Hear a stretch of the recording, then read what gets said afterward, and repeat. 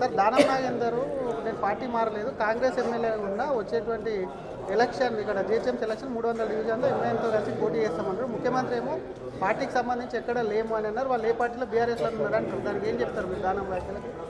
తెలంగాణలో రాజకీయాలకు విలువలు కోల్పోయినటువంటి ఒక రాష్ట్రంగా మార్చినటువంటి ఒక ఘనత బీఆర్ఎస్ది, కాంగ్రెస్ పార్టీ.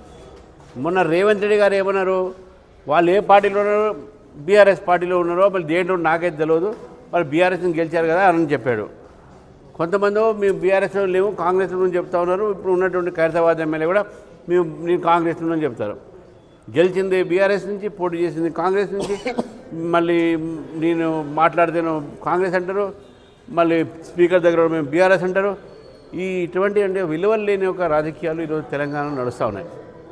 దీనికి నాంది పలికింది బీఆర్ఎస్ అయినప్పుడు కూడా కాంగ్రెస్ కొనసాగిస్తూ ప్రజలకు ఈరోజు ఏం సంకేతం చేయాలి. ఈరోజు అటల్ బిహారీ వాజ్పేయి గారి యొక్క జన్మదిన రేపు జరుపుకుంటున్నాం.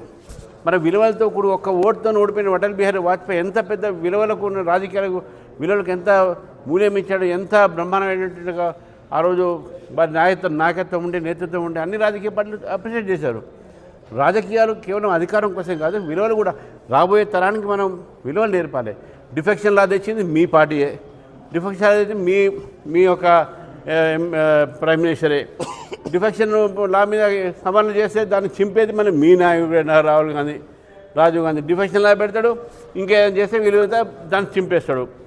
దాని మీద మళ్ళీ ఇక్కడ పార్టీలు మారుతారు. పార్టీలు మారితే ఏ పార్టీలో నాకే తెలియదు ముఖ్యమంత్రి అంటాడు. ఎక్కడ తర్వాత అబద్ధాలకు తర్వాత తప్పుడు సమాచారం ఇవ్వడానికి ఒక హద్దు ఉండాలి. ఈరోజు కోడంగల్లో వాళ్ళ ఒక సర్పంచ్కు సన్మానం చేశారు. సరే మీ కూడా రోజు మా సర్పంచ్ సన్మానం చేస్తున్నాను, మీరు చేశారు బాగానే ఉంది. త్వరలోనే 3,000 కోట్లు వస్తాయి కదా, నేను బాగా చేస్తా తెలంగాణ. 3,000 కోట్లు ఎవరిస్తున్నారు నీకు?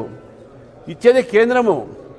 స్థానిక సంస్థలకు 72, 73 ఈ యొక్క రాజ్యాంగంలో సవరణ జరిగింది. దానికి ఎలక్షన్స్ పెడితేనే మనకు నిధులు వస్తాయని చెప్పి తెలుసు.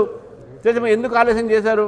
ఈ 3,000 కోట్ల రూపాయలు మీకు రావడానికి ఆలస్యం కావడానికి కారణం మీరే కదా. దానికి బాధ్యతలు సమయానికి పెట్టి ఎలక్షన్స్ పెట్టలే, సమయానికి రిజర్వేషన్స్ ఇవ్వాల్సిన రిజర్వేషన్ ఇవ్వలేదు. 3,000 కోట్లని ఇప్పుడు అంటున్నారు. ఇప్పటి వరకు కూడా ఈరోజు గ్రామీణ ప్రాంతంలో కేంద్ర ప్రభుత్వం ఇచ్చినటువంటి నిధులతోనే పనులు జరుగుతున్నాయి. రాష్ట్ర ప్రభుత్వము దగ్గర వాళ్ళు చేసే పని గుండు సున్నా. వీళ్ళు అన్నారు కదా మీరైతే గుండు సున్నాని. మీరు పెట్టింది గాడిద గుడ్డు, అసలు మీరు పెట్టింది ఇప్పుడు గాడిద గుడ్డు. ఈరోజు 5 కిలోల బియ్యము కేంద్రం ఇస్తుంది.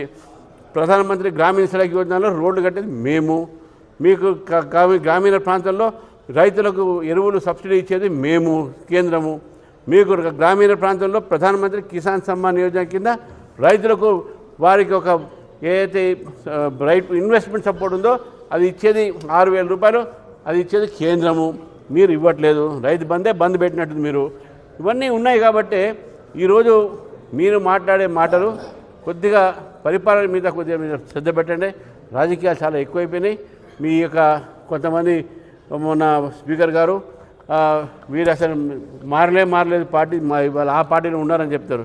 ఆ పార్టీ వాళ్ళు మా పార్టీలో లేరని చెప్తారు. ఈ త్రిసంగ సరగంలో ఉన్నటువంటి ఎమ్మెల్యేలు ఈరోజు మళ్ళీ ఏ పార్టీలు ఉన్నారు వాళ్ళే ప్రజలకు స్పష్టం చేయాలి. కాబట్టి ఇటువంటి నేపథ్యంలో తెలంగాణలో వాజ్పేయి గారి యొక్క బర్త్ యానివర్సరీ సందర్భంగా నేను కోరుతా ఉన్నాను, మనందరం కూడా ఒక విలువలైనటువంటి ఒక తెలంగాణ నిర్మాణం చేద్దాం. రాజకీయాల్లో విలువలు పెరగాలని చెప్పేసి కూడా అందరూ కూడా ప్రయత్నం చేద్దాం. వాజ్పేయి గారి యొక్క స్ఫూర్తిని తీసుకుందని చెప్పి తెలియజేస్తాం. సార్ ఎంఐఎంతో జతకట్టి 300 డివిజన్లు గెలుస్తామని చెప్తున్నారు. వాళ్ళు ఎంఐఎంతో కలిసేది. ఎంఐఎం గతంలో బీఆర్ఎస్ని కాపురం చేసింది, ఇప్పుడు కాంగ్రెస్ కాపురం చేస్తుంది. వాళ్ళకి ఏదైనా ఉన్నాయా? వాళ్ళకి ఏదైనా నైతిక విలువలు ఏది ఉన్నాయా? ఏ పార్టీ అధికారం ఉంటే ఆ పార్టీతో ఉంటుంది. అది గతంలో టీడీపీ కలిసారు వాళ్ళు, ఇప్పుడే కాంగ్రెస్ కలుస్తున్నారు. గతంలో బీఆర్ఎస్ కలిశారు.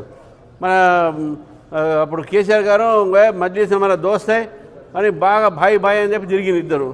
ఇప్పుడు ఏమైంది? ఆయన ఇద్దరు తుమ్మి దోస్తే తుమారా బి దోస్తే అంటే రేపు రాబోయే రోజుల్లో కాంగ్రెస్ పార్టీకు బీఆర్ఎస్ పార్టీకి మధ్యన మధ్యవర్తి వహించేది మజ్లిస్ పార్టీయే. వాళ్ళిద్దరి మధ్యన వాళ్ళ మద్దతు వాళ్ళు చేసేది. కాబట్టి కాంగ్రెస్, బీఆర్ఎస్, ఎంఐఎం ఈ పార్టీని అడ్డుకోవటానికి కలుస్తాయి. కలిపే ప్రయత్నం చేస్తాయి ఎంఐఎం. కాబట్టి ఎంఐఎం సపోర్ట్తో కాంగ్రెస్ గెలుస్తా అంటే మరి వాళ్ళకు ఉన్నదే సపోర్టు ఎంఐఎంఏనా? కాంగ్రెస్ రేవంత్ రెడ్డి గారు అన్నారు కదా, Congress is Muslim and Muslim is Congress అని. ఇంకా ఏముంటుంది అక్కడ? ఎంఐఎం వాళ్ళకి ఎంఐఎంఏ కావాలి, వాళ్ళకు ఇక వేరే వాళ్ళ అవసరం లేదు. ఇది స్పష్టమైనటువంటి రాజకీయం కనబడుతుంది తెలంగాణలో. బీఆర్ఎస్ కాంగ్రెస్ మధ్యన ఎంఐఎం రేపు మధ్యవర్తి వహిస్తుంది.